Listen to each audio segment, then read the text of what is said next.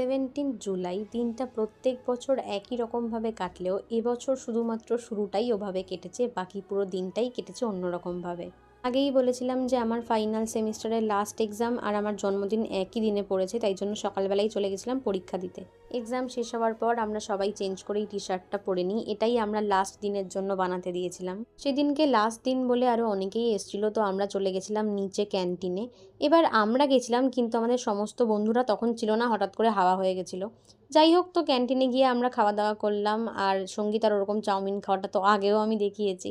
যাদেরকে খুঁজে পাচ্ছিলাম না ওরাই হঠাৎ করে ফোন করে বলল ডিপার্টমেন্টে আয়, তো গিয়ে দেখি অলরেডি টি শার্টে লেখা শুরু হয়ে গেছে। অলমোস্ট 2 বছর আগে যখন আমরা ভর্তি হয়েছিলাম তখন কেউ কাউকে চিনতাম না, জানতাম না। ইভেন আমাদের 2টো সেমিস্টার হওয়ার পরও সবার সাথে এত ভালো বন্ধুত্ব হয়নি যতটা আমাদের লাস্ট এই একটা সেমিস্টার বা তার আগের সেমিস্টার থেকে হয়েছে।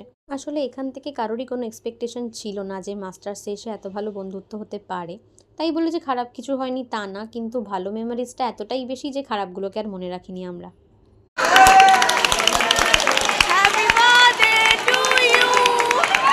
ওই যে ওরা হঠাৎ করে হাওয়া হয়ে গেছিলো, কেক নিয়ে আসতে গেছিলো আমাদের জন্য, যেটা আমরা ভাবিনি, পুরো এক্সপেকটেশনের বাইরে ছিল এটা।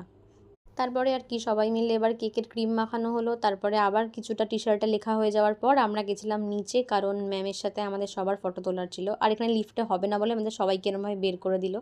যাই হোক, তারপরে নিচে গিয়ে ম্যামের সাথে ফটো তোলা হলো, প্লাস আমাদের একটা রিল বানানোর ছিল সবাই মিলে, যেটা ইনস্টাগ্রামে অনেকেই দেখো লাস্ট দিনের রিল। দেন নিচে গিয়ে প্রচুর ভিডিও করা হলো, ফটোও তোলা হয়েছে অনেক। তারপরে আমরা আবার চলে এসেছিলাম ওপরে।